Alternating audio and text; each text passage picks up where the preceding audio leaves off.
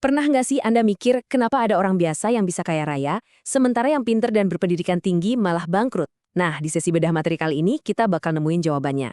Rahasia membangun kekayaan itu ternyata nggak ada hubungannya dengan IQ atau seberapa pinter Anda berhitung, tapi 100% tentang bagaimana Anda berperilaku. Yuk, langsung kita bahas. Bayangin aja, konsep revolusioner dari Morgan Housel ini benar-benar meledak di seluruh dunia. Terjual lebih dari 10 juta kopi. Angka yang luar biasa kan? Dan sudah diterjemahkan ke lebih dari 60 bahasa. Ini bukti nyata kalau topik yang bakal kita kupas habis-habisan ini relate banget buat kita semua. Karya yang satu ini benar-benar ngeruntuhin mitos lama yang bilang kalau urusan finansial itu cuma soal ilmu pasti layaknya matematika. Nggak sama sekali. Ini murni soal psikologi manusia. Ini dia peta perjalanan kita hari ini. Kita bakal jalan-jalan cepet memahami realitas psikologis uang, mulai dari kenapa keuangan itu soal perilaku, ngebongkar ilusi kekayaan, memahami matematika di balik ego, sampai ngelihat nuansa budaya di balik kesuksesan finansial. Kita masuk ke poin pertama. Keuangan adalah perilaku, bukan matematika. Ini adalah pergeseran pola pikir yang paling mendasar. Coba deh lihat perbandingan yang menarik ini. Dulu kita diajarin kalau keuangan itu kaku, pakai rumus, dan keputusan dibuat secara rasional di atas lembar spreadsheet. Tapi realitasnya, keuangan itu soft skill. Kita bikin keputusan finansial yang paling krusial itu bukan di depan komputer, tapi di meja makan keluarga. Keputusan-keputusan itu didorong oleh emosi, kebanggaan, dan ego kita sendiri. Lanjut ke bagian kedua. Kenapa nggak ada orang yang benar-benar gila dengan uang? Serius, sejarah dan pengalaman pribadi Anda sangat ngebentuk realitas finansial Anda. Gini, cara kita mandang uang itu subjektif banget. Coba lihat bagaimana dekade kelahiran mempengaruhi toleransi risiko seseorang. Orang yang lahir di tahun 50-an, yang masa mudanya ngelihat pasar saham hancur dan stagnan, pasti bakal jauh lebih hati-hati. Beda cerita sama mereka yang lahir di tahun 70-an dan nikmatin masa jaya pasar saham di era 90-an. Keputusan yang mungkin kelihatannya aneh buat Anda, sebenarnya sangat masuk akal bagi realitas ekonomi yang mereka jalani. Keberuntungan dan resiko itu ibarat dua sisi koin yang sama. Dua kekuatan raksasa yang nggak bisa kita kontrol dalam penciptaan kekayaan. Lihat aja nasib Bill Gates. Dia dapat jackpot keberuntungan yang luar biasa karena sekolahnya di tahun 68 udah punya komputer. Tapi di sisi lain, sahabatnya yang sama-sama jenius, Kent Evans, harus ngalamin realitas resiko yang tragis karena kecelakaan saat mendaki gunung. Keduanya sama-sama pintar, tapi hasil akhirnya beda jauh karena faktor luar. Sekarang ke bagian ketiga, ilusi kekayaan yang terlihat. Waktunya kita bongkar wajah asli dari kemandirian finansial. Nah, Anda pasti pernah dengar yang namanya paradoks pria di dalam mobil.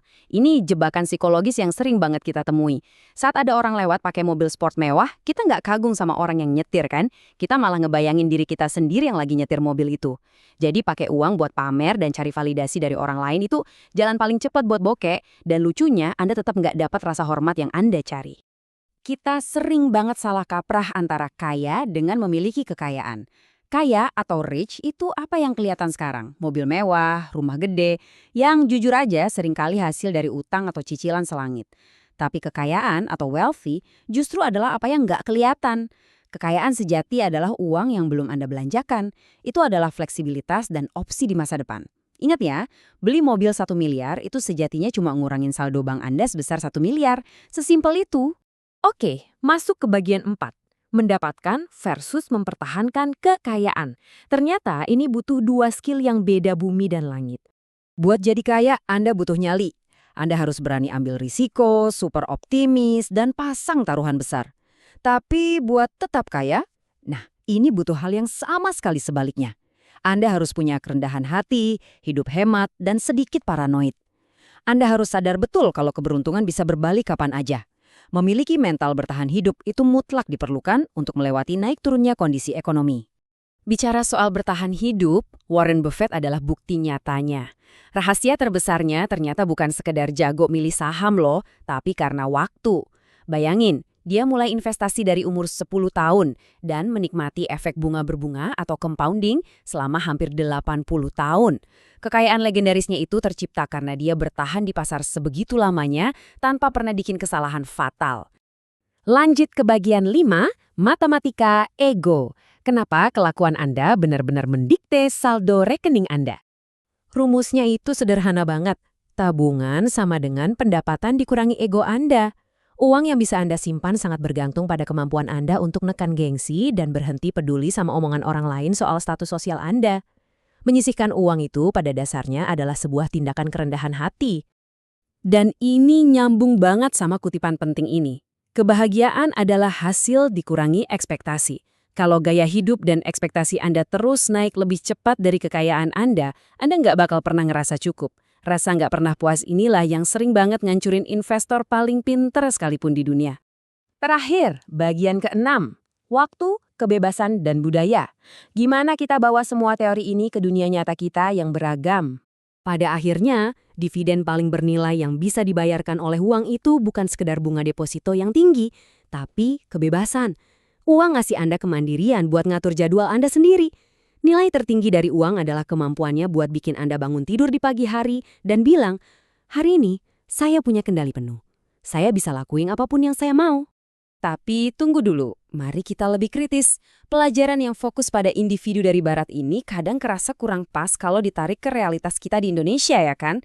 Di sini, kita menghadapi tantangan ketimpangan ekonomi struktural, budaya gengsi yang kuat banget nyuruh kita buat terus konsumtif, dan pastinya realitas generasi sandwich. Kita nggak cuma mikirin diri sendiri, tapi ada tuntutan sosial buat nanggung keluarga besar. Jadi kadang nekan ego aja nggak cukup saat kewajiban nyatanya emang berat. Makanya, seperti yang digarisbawahi oleh kajian ini, pelajaran dari behavioral finance itu emang sangat powerful, tapi harus kita jadikan sumber refleksi yang disesuaikan sama kondisi sosial ekonomi kita sendiri di sini.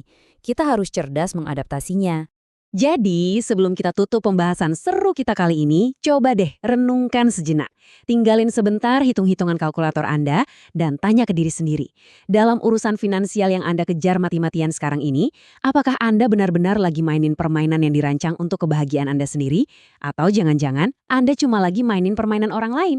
Sebuah pertanyaan yang wajib kita jawab sendiri-sendiri. Terima kasih sudah bergabung dan sampai jumpa di pembahasan selanjutnya.